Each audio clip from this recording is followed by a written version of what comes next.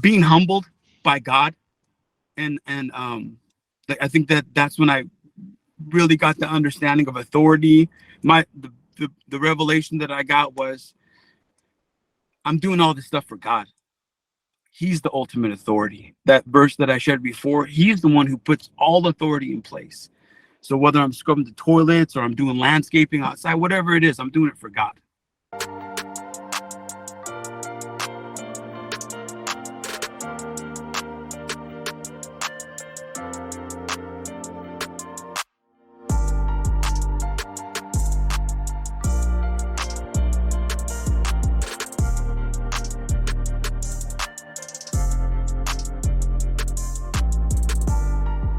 Welcome back, everybody, to the Light It Up podcast, episode 232. 232. And that's not 232. That's 2:32. Don't be too impressed. I heard him in the last episode. I was confused. Yeah, that's why I was mentioning it, because I saw your face last episode. I was like, okay, I should probably. For season 2, episode 32, we've done 32 episodes in all. Anyway, that's just in case any of you guys are confused, like Rafael here, our beloved Rafael. Welcome back to the Light It Up podcast. Thank you. I love you too, bro. We have Rafael Alvarez, our co-host. What's up, y'all? And Antonio Torrez, our special guest for today. Hello. So if you missed last episode, make sure you go check that out before you check out this episode. Just by way of introduction, Antonio Torrez is a long-standing member in the San Jose Church, great family friend for a very long time, and he was talking about he learned everything from church, everything in his life, his spiritual life, everything he learned from church. He's going to explain that more. Last episode, he talked about his testimony, how he got saved. We were able to ask him questions about that. But this episode, we're going to dive into the subject, how he learned everything from church and what he means by that. So, Antonio, why don't you start us off? So I learned how to be a man in church. Growing up, I had a wrong understanding of what a man was, just from the Latino culture, right? Like tough guys, like outlaws. I was pretty much raised by a drug dealer. My brother-in-law and my sister, who I told you who looked out for me, he sold drugs. And I thought I had the wrong understanding of what a man was. So I learned how to be a man in church. I learned how to be a husband in church. I learned how to be a father in church. I learned how to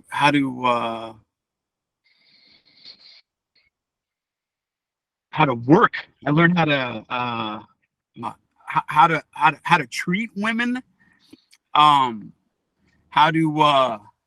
to serve, how to be a servant.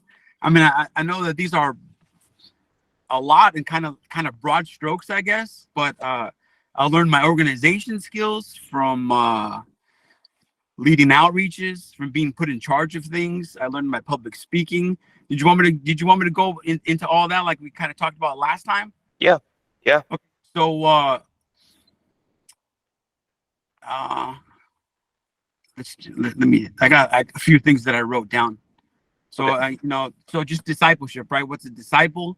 Personal follower of Christ, a follower or a student of a teacher, a leader, a philosopher. Much like an apprentice likes to become like his or her master. So this is the key here. This is how I learned all that I know. I learned in church, because so I kind of liken it to construction, because I've been in the construction field for many years. You have apprentices and you have journeymen. An apprentice is trained by the foreman. He's trained by the other journeyman. The journeymen are men who have shown themselves to be competent or proficient at what they do either by time or by tests that they have to take, putting in a certain amount of time mixed with learning. Then they're put in charge of others. And some people just want to work. Other people show potential and they want to be leaders, and they want to be leads. It's kind of like the church. So there's many lessons I've learned over the years. The key lesson for me and was authority, the way that authority works. You'd be surprised at the amount of people who are not able to receive basic instructions, and they're not able to receive correction. I always had work ethic. As soon as I could work, I always had a job, and I was always a good worker. But once I got the revelation of authority and how it flows downward, this really was a game changer for me, and it has caused me to excel in everything that I've ever done in my professional career. In Romans 13:1, it says, "Let every soul be subject to the governing authorities, for there is no authority except from God, and the authorities that exist are appointed by God." So I came to the understanding, even if I don't like my boss, even if my boss is a rude person, all authority came from God. So if I submit to that authority, ultimately, I'm submitting to God, because He's the ultimate authority. Some might think that this is a really broad stroke, but this is what I believed. This is what I believe. Doesn't matter who my boss or my supervisor is. If I submit to him, then I'm submitting to God.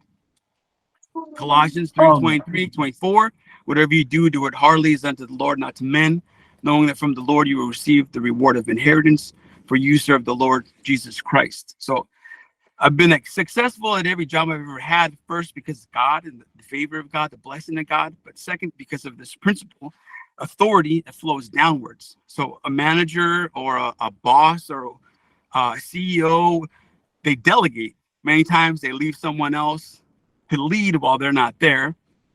So what that means is they put responsibility on another person, typically one who is less senior than themselves, right? So because of my attitude, my work ethic, because of my ability to understand simple directions, to receive corrections, many times authority was delegated to me. So let's put that into the church, right? The pastor is the authority in church, right? He's our headship, he's our leadership. But what he does is he places his authority on somebody who's running an outreach, or somebody who's running the Saturday night music scene, or somebody who's running, a different, whatever the various ministries are that in the church are. So basically he's saying, whatever, when I'm not here, you do whatever this person says, or you listen to this person in my stead or in my place, right? I think that a lot of people, and including myself, we get hung up on qualifications. We get hung up on thinking we're not qualified to do something, or we're not able because of our youth or because of our lack of education or inexperience. But here's a mind blower right here. Do you know what the qualifications are for the president of the United States? No. It's only 3 things. You have to be a natural born citizen, you have to be 35 years old, and you have to be a resident of the U.S. for 14 years. It's only 3 things. There's only 3 qualifications that you need to be the president of the United States. So we get hung up on qualifications. We get hung up on thinking that, we're too young, we're not able. So in my career, in building inspection particularly, I was a special inspector, which was reinforced concrete, structural steel, masonry, and then I would report to a building inspector. The building inspector is like the ultimate authority on the job.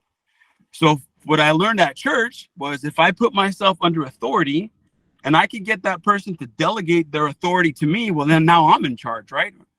So professionally speaking, I would find out who that person is that has the authority. I'd place myself underneath them, and ultimately I'd want them to delegate their authority to me. So when they're not there, he would say, whatever Antonio says, whatever Antonio tells you to do, do it. Whatever Antonio says that needs to be fixed, you fixed it. So I'm hoping I explained that enough. Yeah. I found out that authority flowed downwards, and that it's not a bad thing to submit to authority and to be underneath authority, because ultimately it's going to flow down and it's going to be put upon you. And before I got saved, I had a real issue with that. I had a real problem with authority. My father was left before I was born, so it was okay if a woman told me what to do because I had my mom, right? But if any kind of male tried to tell me what to do, oh man, it just burned me. It just made me so angry. I mean, just being a single man, I learned from other single men how to carry myself. I wasn't saved my whole life, right? So I was an unsaved guy, and unsaved guys are dogs, right? So I had to relearn. I I had to learn how to be a man. I had to learn how to be a single man. I had to learn how to be a man who respected women, who looked at women in a godly way and not in a worldly way. Also, I learned about responsibility. I learned about accountability, being put in charge of certain ministries or different ministries in the church. You can't just say you want to do something and then bug out and leave and not do what you were tasked to do, right? And accountability, just knowing that people depend on you for those various ministries that you're doing. I learned about how to be a husband by watching men in the church.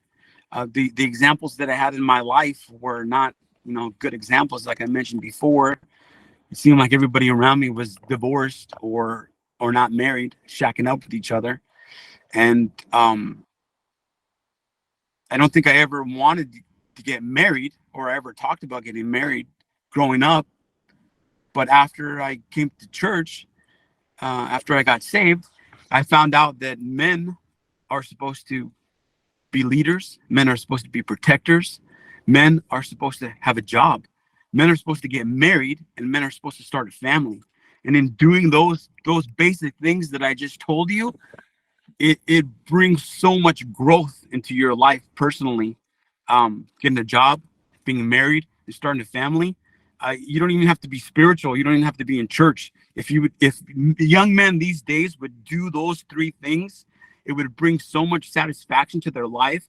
It would bring so much purpose. It would bring so much direction into their lives. It's unbelievable. But young men these days, they don't even want to do that.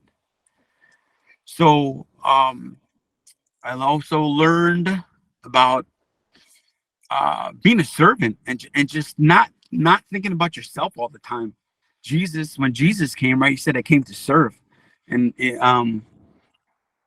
we think about ourselves a lot. We take care of if we took care of other people as good as we took care of ourselves, this world would be a completely different world. When we're cold, we put a shirt on. When we're hungry, we feed ourselves. When we need new shoes, we buy them. If we were to treat other people the same way that we treated ourselves, holy smoke, this world would be completely different. So I learned how to be a servant, and I also learned how to do in the world, you do something for somebody and you expect something back. When I came to church, I came to the understanding that everything that I'm doing for God, and my reward comes from Him. So any good deeds that I do, I don't need that person to pay me back, because God's paying me back ultimately. And just doing what God wants me to do. I learned about dating, right? Like I said before, my the way that I looked at women and the way that I treated women before I was saved was completely wrong. So I was able to watch men who were dating in the church. We called it courting. I don't know if they still say that, because I'm kind of old now, but we said courting, Yeah, right? no, they do. And so here's an example right here. I had been to a lot of weddings before, right? But Pastor Francisco, you've had him on your show before, Pastor Francisco Guerrero. I saw that you had him on your show before. I was in his wedding, and I watched the way that him and his wife dated, the way they courted. And on that day of his wedding, like I told you, I had been to many weddings, but I had never felt like the presence of God and the pleasure of God. And that day, I said, this is what I want when I get married. So I learned that from church. I learned that from a godly example, from another brother who dated and courted the way that he did. And this is not for everybody. This is for me though. My first kiss was on my wedding day. Me and my wife, our first kiss was on our wedding day. Hey. Yeah. So this is not a lot for a lot of people, but that's the way that we did it, because that's what I saw. And I wanted what I saw. I saw, and look at Pastor Francisco today, right? He still has a great marriage. He's a pastor. He's got multiple churches out. So obviously he did something right in the long run. But at that time, that's what I wanted.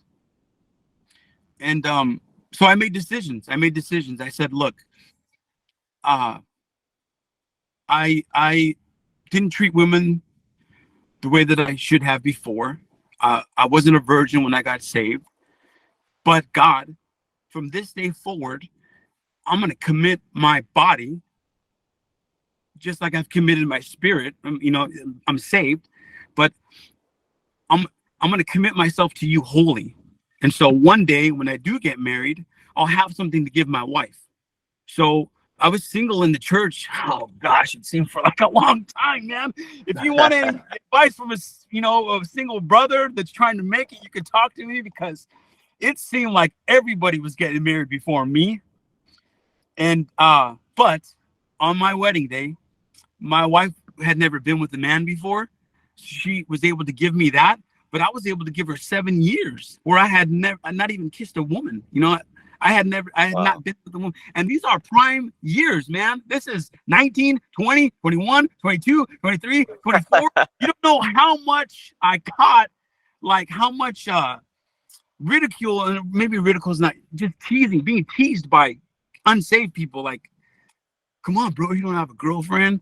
Or one time, anyway, early in my salvation, I went to the movies on Valentine's Day with my niece, and I saw one of my coworkers or somebody that I knew. He's like hazing me and giving me a hard time. He's there with his girlfriend doing who knows what. But I committed myself to God, and I committed myself to this. And like I said, on our wedding day, oh God, it was beautiful, man. People were crying. They were weeping. We gave our testimonies. We had our first kiss, and I was able to give her that time that I had committed to God. I was able to give her something. Nowadays, when people shack up, they don't understand what they're losing. You're giving up something that you can never get back. If you lose your virginity before you get married, you can never get that back. You can never get that back. And so now I was able to actually give her something. And it was very special, man. It was very special. And so by watching people in the church, I learned what a good marriage was. I learned how to be a husband. And then now we're starting to have kids, right?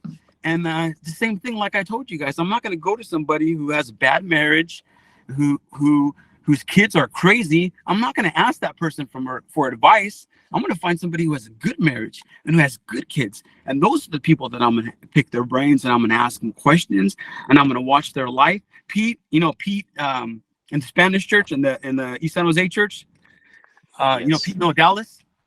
He was another person who I was able to just ask him questions about being a husband and the way that he raised his kids. What else? What else are we gonna do here? Rafael had a question. If you're Yeah, go ahead.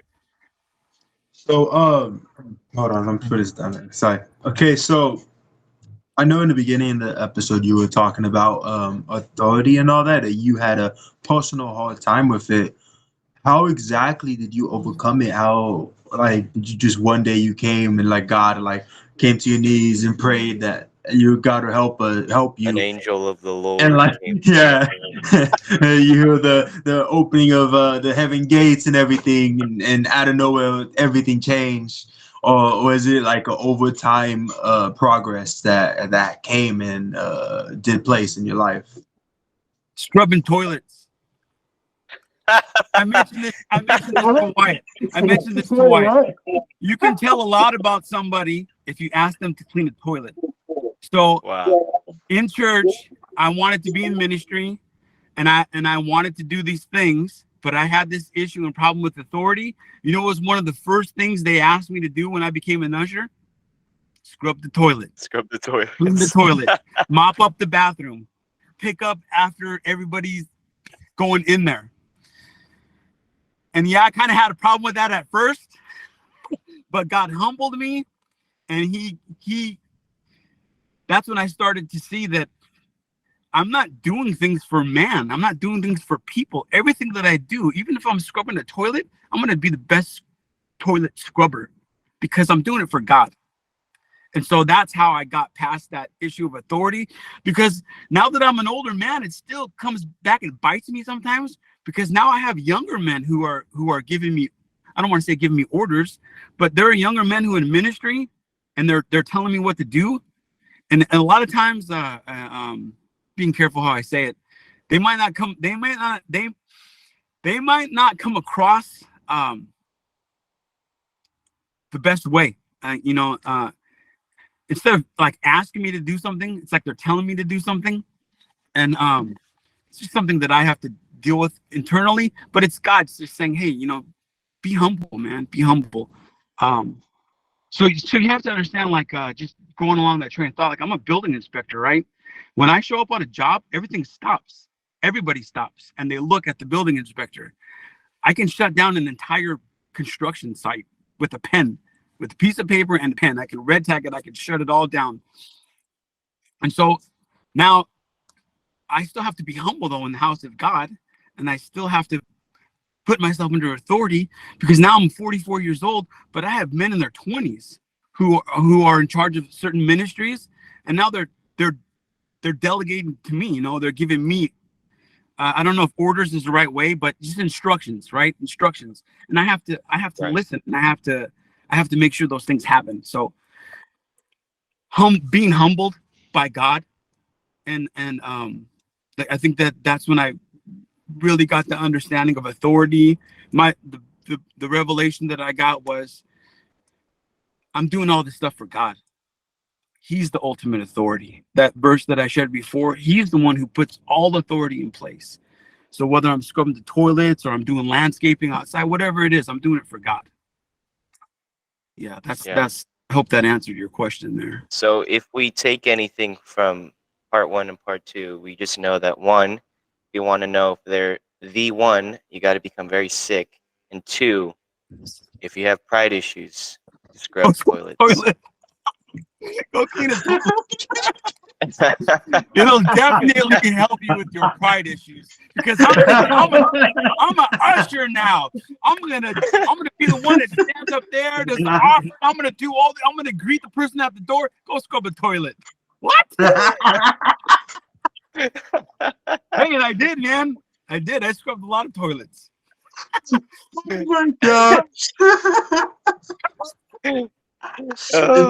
Yeah. You're not a man of God if you haven't gone to go scrub a toilet before. And ultimately it was pride, right? I had so much pride and so much anger and hatred and pride that God had to show me that wasn't right. That you need to you need to walk in humility. It's actually it's harder to be humble. It's harder. It is. Yeah. It's easy to spout off and get in someone's face and scream and yell. It's harder to turn the other cheek, because everything inside of you is saying not to, right? Yeah. I was just going to mention how pride can be, in almost every man's walk with God life, there is some sort of pride issue. And, obviously that's dealt with. But from what I've learned, I haven't lived too very long, so I can't say a lot on it. But from what I've learned, the exampleship of Jesus, the King of Kings and the Lord of Lords, he says, I did not come to be served, I came to serve. After washing all the disciples' feet and all of that, and following that example, even in this position of like Jesus has done miracles, like this is who he served, he's still washing the disciples' feet. And while it was to make a point, that's who he is. He sacrificed himself for us. And like that's what he did that for us. There was no personal gain really other than just to be with us. But he gave us that through servanthood and being a servant and being willing to sacrifice himself and sacrifice his life for that. It's he humbled himself enough to become man after being in paradise with God in the throne, after being God, or while being God, he humbled himself enough to become a a human being. And if I'm being completely honest, I'd much rather be a god than a human being. But Yeah, right. but the real picture, or the real ideal, part in servanthood and discipleship, which they're both connected, because being a disciple is being a servant.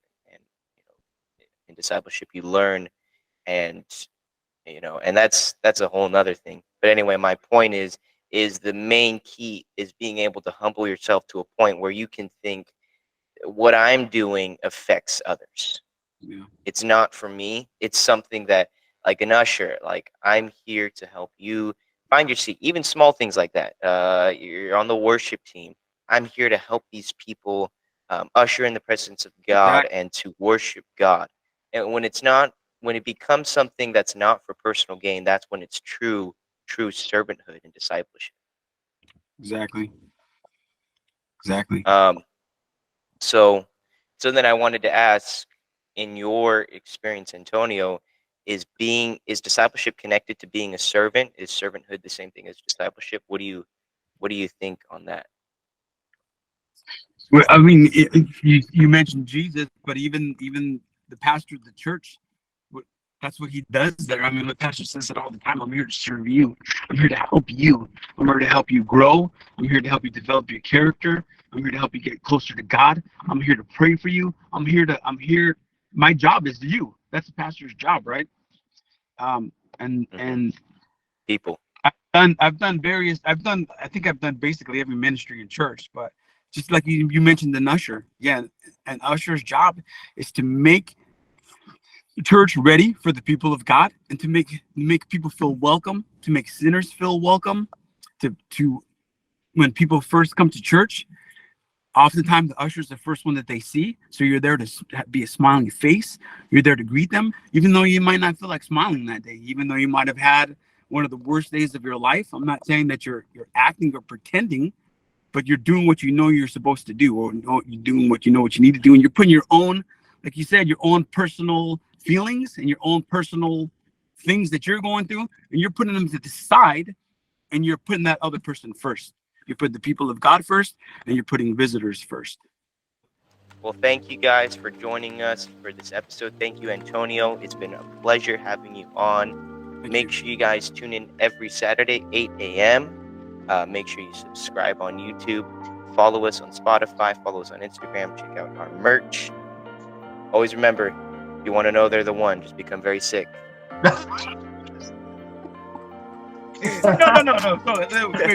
I can Bro, when I I'm tell just this kidding. story, I tell people, when I was about to get married, it was one of the worst times of my life, and my wife always elbows me because I lost my health, I lost my job, all these bad things were happening to me. So she always gives me an elbow, and then I'm able to explain what that actually means. We're gonna make a short for that, just for him. Definitely, 100%. All right. But for all people that know, right? I mean, Yeah, completely a joke, FYI. Yeah. Thank you guys for joining us. We'll see you next week. God bless.